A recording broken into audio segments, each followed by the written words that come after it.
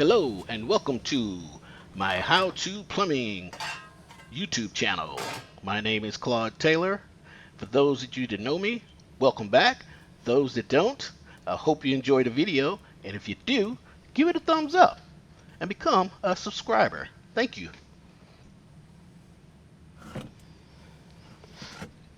Okay, we're going to get started on this water heater. Um, this is not a customer. This is a friend, actually a family member. Um, the issue they were having, the water heater would not light. And of course, I've done hundreds of these, so when they told me, I knew exactly what it was. He ordered the part, got the part in, and now I am here to install the part for him. The brand of water heater this is a State water heater. That's the name brand of this water heater. And I do have two other videos out here. One covering a Rheem gas water heater, same problem, and another covering the Bradford White water heater, same issue. Almost the same operating system, except for a few changes on the safety device. And the safety device that I'll show you on this one is much different than the Bradford White or Rheem. They actually have a small little capacitor on the thermocoupling that actually goes bad when the water heater is either overheated or smothered with lack of oxygen. So once we get this apart and we start working on it, I'll show you that part. And right now I know I'm using a crescent wrench to take these bolts off. I do have a nut driver that fits that. Just right now I'm too lazy to run down to the truck and get it, but I will go get it because I'm going to have to go back down anyway. But for now we can just get this burner out the way. And you can see me struggle with this a little bit.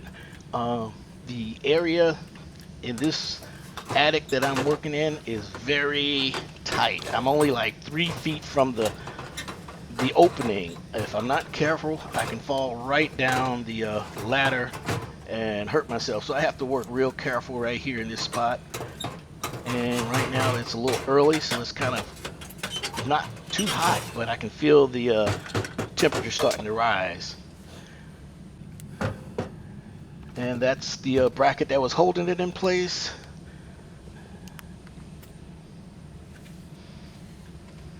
You can see the gas is off.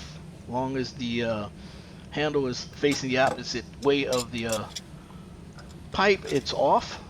And we're going to remove the gas flex line.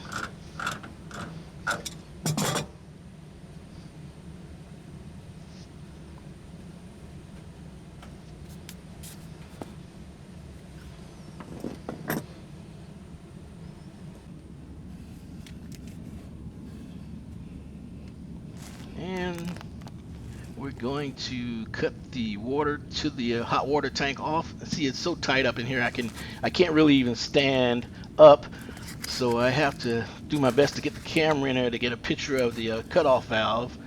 I won't be able to show you myself cutting it off, but I'll show you after it's cut off.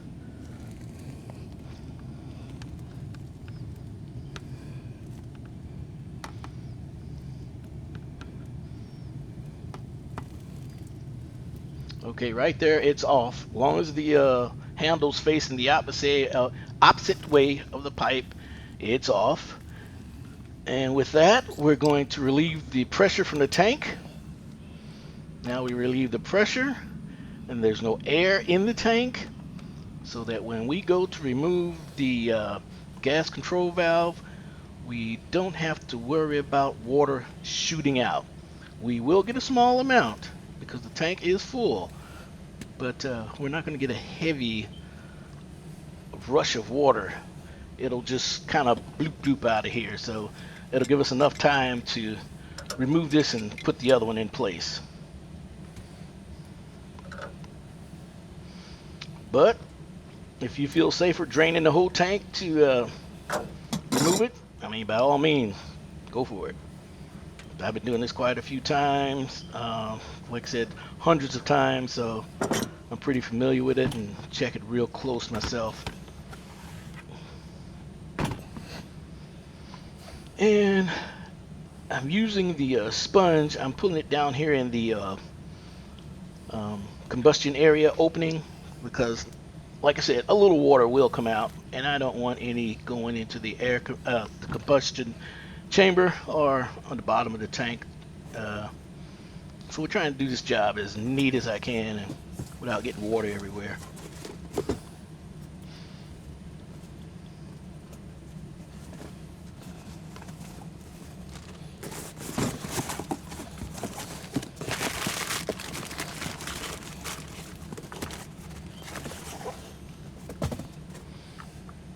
And this is the new gas control valve. And you can see it comes with Teflon tape already on it, so we don't have to Teflon it up or pipe dope it. We're good.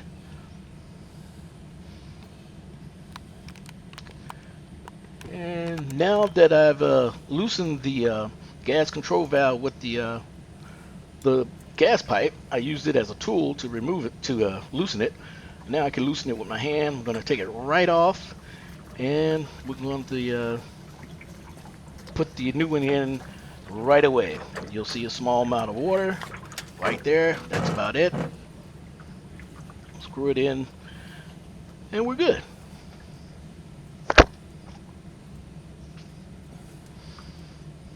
And now the gas pipe that we took off the old one, we're going to put it on this one, and we're going to use it as our tool, as our wrench to put this back on here and tighten it back down.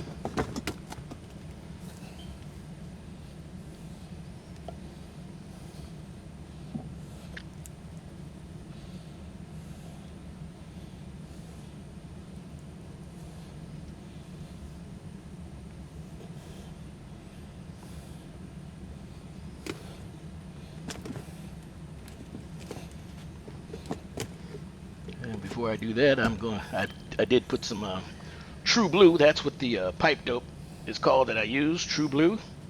It's really good and strong and seals the pipe nicely.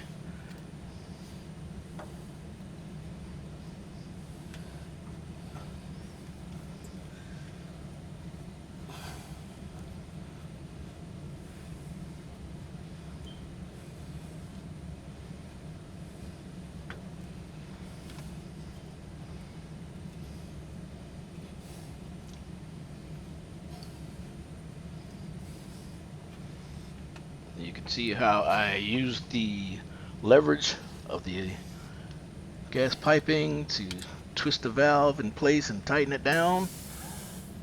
And that was me.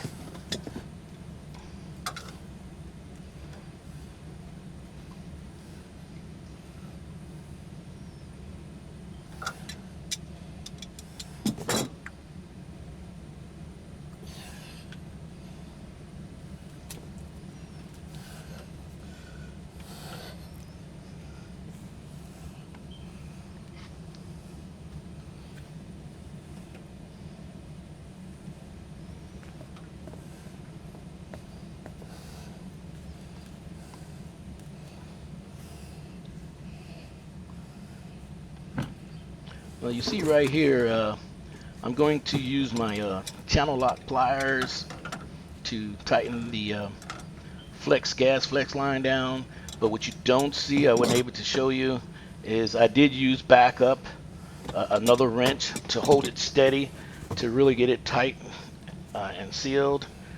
Again, like I said, I'm working in such a tight area. If there's anything on this video that I might have missed, it wasn't intentionally, and I apologize. And if you have any questions or comments, leave them below. As a matter of fact, what do you think of water heaters in the attic? Good idea, bad idea?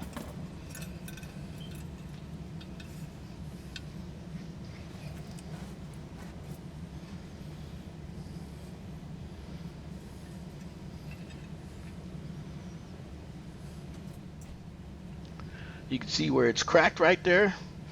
This is part of the thermocoupling, which is different than any other water heater that I know of other than State.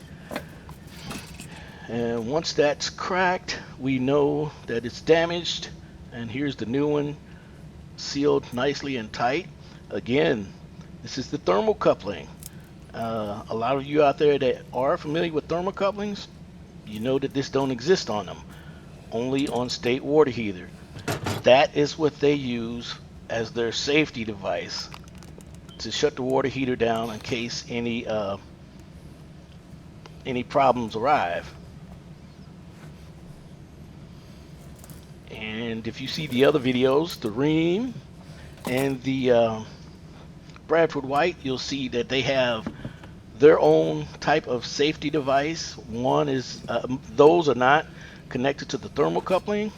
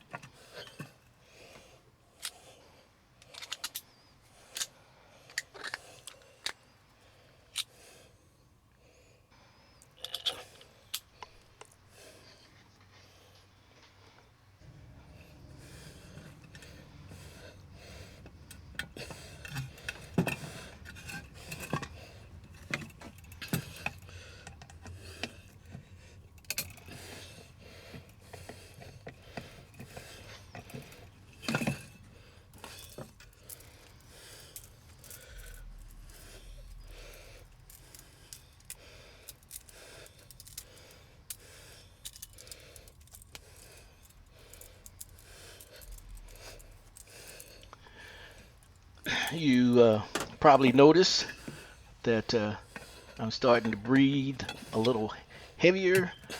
It's the day is coming on. It's starting to get a little warmer out.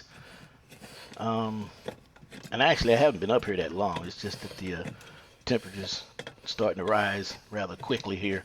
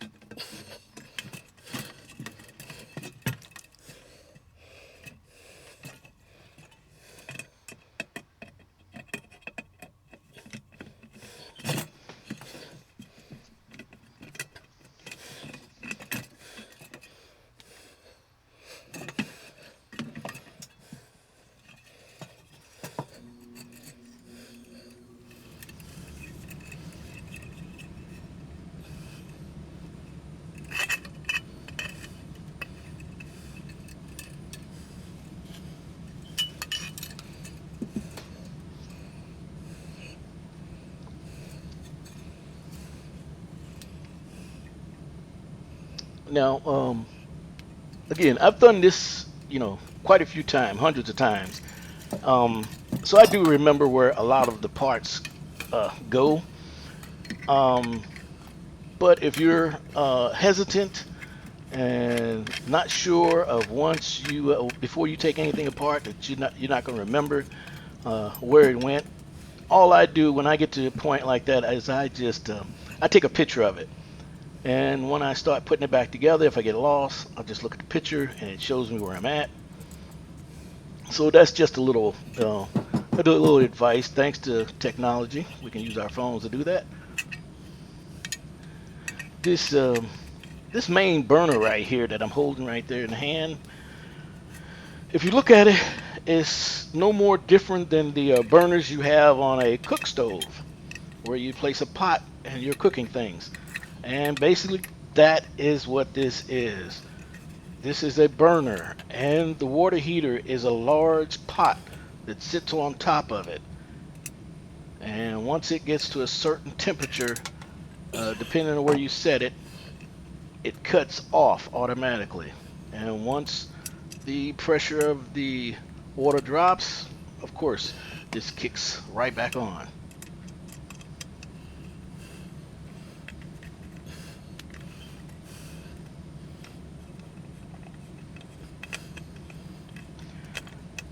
So those of you that hear that popping sound in your water heaters when it goes to kick back on, it's nothing more than a bunch of calcium on the bottom of the tank itself, the large pot, let's call it a large pot.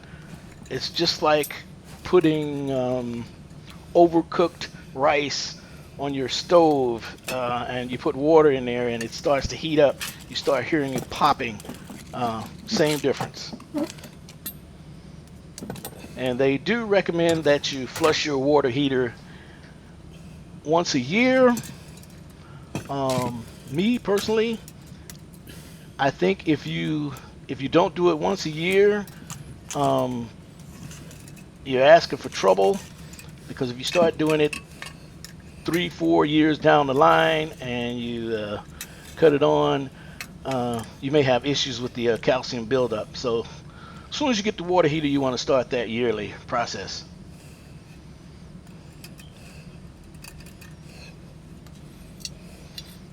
The little brass piece you see right there, that's called an orifice. You have to have that on there. This one is made for natural gas.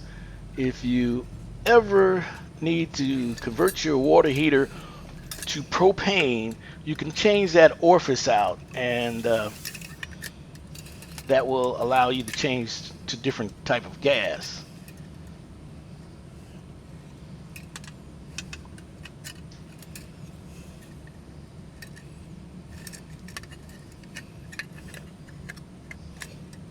You can really see it's getting hot up here. I'm actually looking at the, as I'm editing this, I'm looking at the sweat coming off of me. And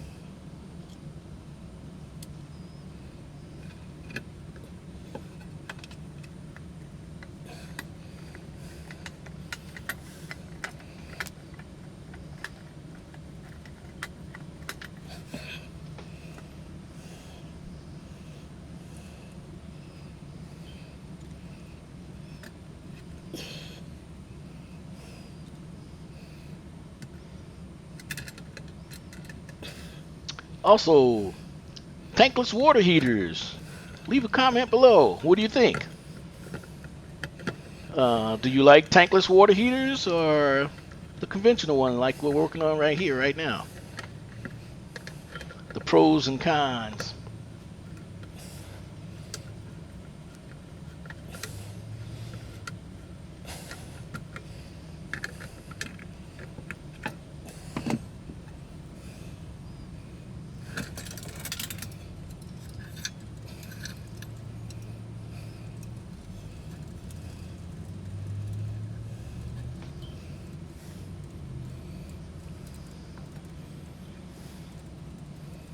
Now, the little red one right there where my thumb is, that little red rubber piece right there, that's called a grommet.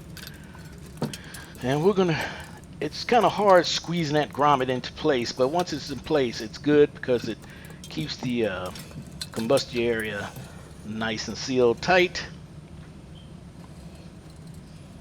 so that this is actually designed to keep um, gases from flowing out the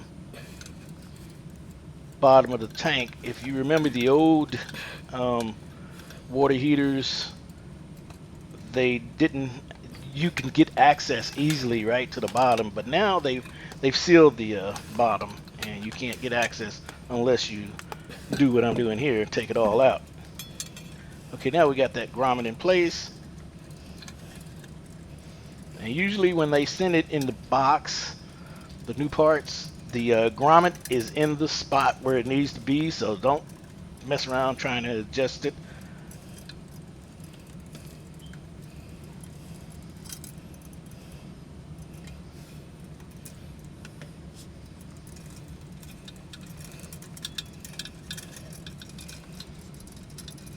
And that's just another rubber piece similar to the grommet, again just to keep the bottom sealed.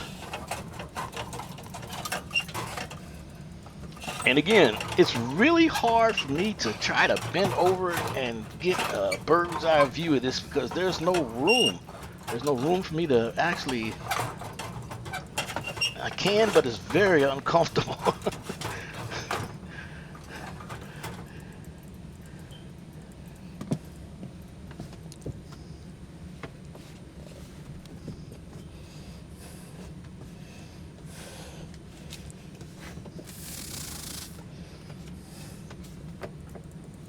What you can see now, I'm trying to get in a position where I can get a better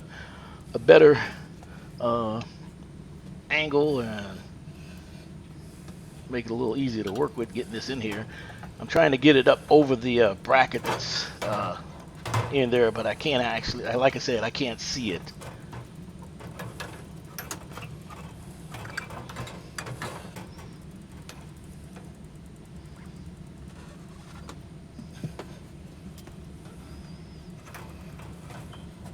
And you definitely want to get it in the bracket so that it could rest properly right up under the tank like it should.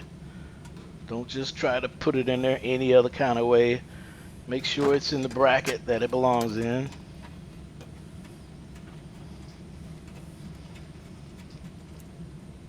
And okay, this time I have my nut driver with me.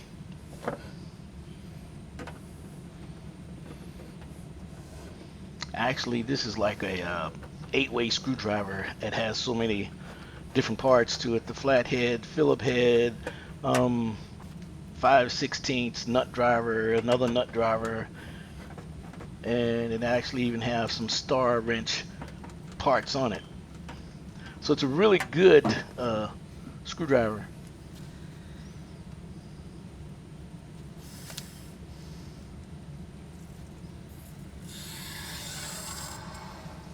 And that's, you just heard, that's me turning the water back onto the tank.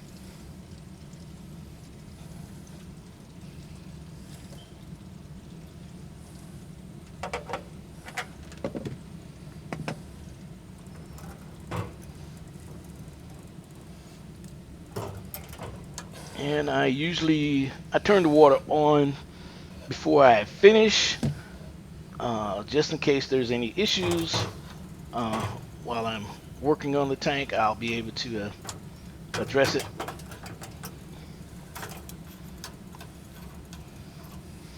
The middle one right there, where you see my hand, that is the main burner.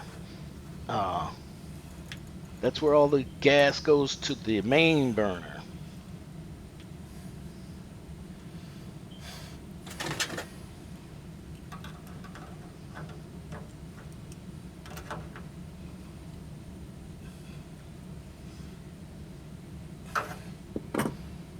And this one here, the one right there that I'm getting ready to hook up, that goes to the pilot. That's the gas to the pilot that keeps it lit. And all of these tubings, you want to be careful as you bend it so that you don't kink it and cut off any gas supply to the unit. So you just kind of bend it slowly. The same with the thermocoupling. And the thermocoupling is the one that we're going to put on next.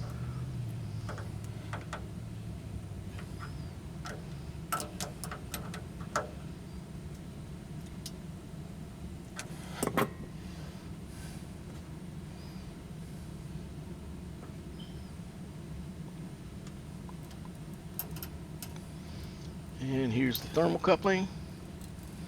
And the purpose of the thermocoupling, it's actually a current that runs through the thermocoupling, electrical current that runs through there.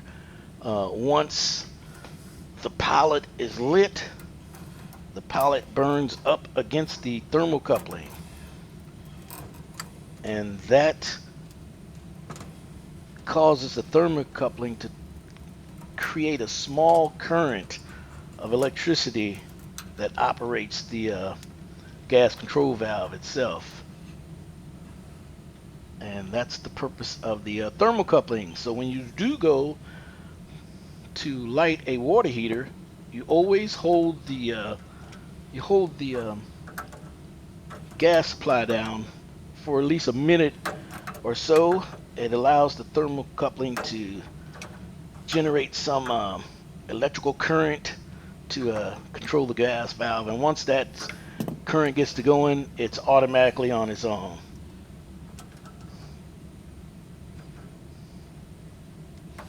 And this is another thing that could prevent your water heater from being lit if you have a thermocoupling that is not tightly connected up and top into the control valve.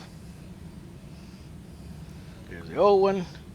So what I'm going to do with the old one, I'm going to take the old igniter, because the new assembly didn't come with a igniter switch.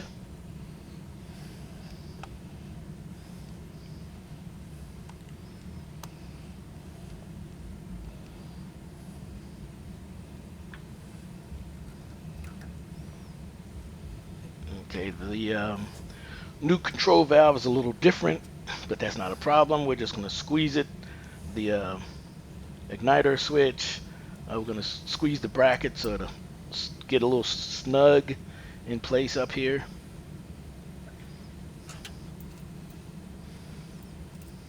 And now we're going to connect the igniter wire that sparks the light into the chambers of the water heater.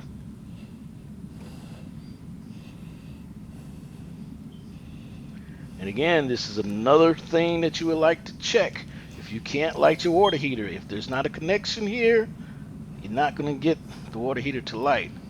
So just pull back this little rubber piece that I'm pulling over and check the connection.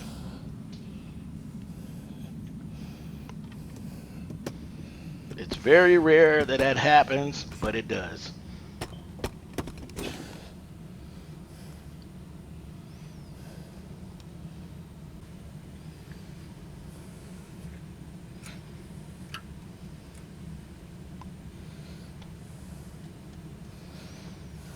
Okay, the gas is back on, and what I'm doing here is holding the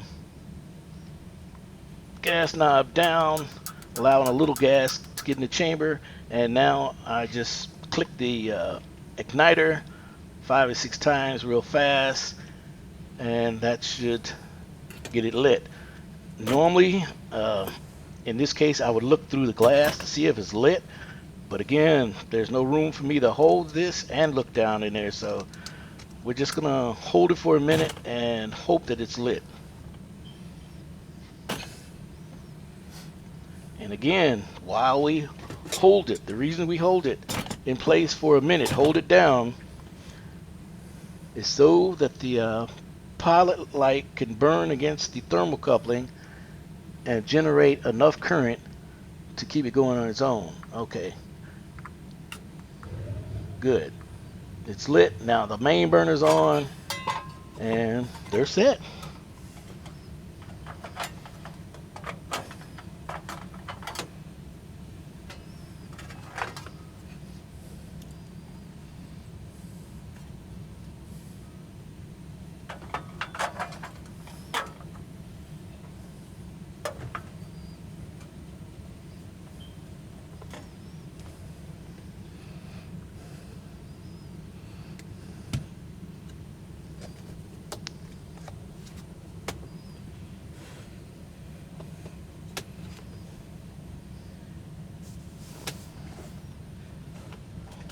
I'm gonna take this camera and I'm gonna kind of pan the little area that I was working in to give you an idea how tight the space was.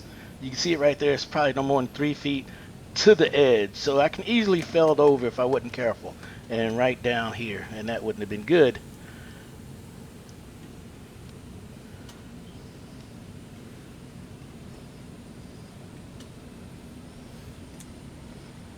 And you can see how when I stood up, that flexible duct was right there at my head, and I couldn't hardly get into there to cut the water heater off.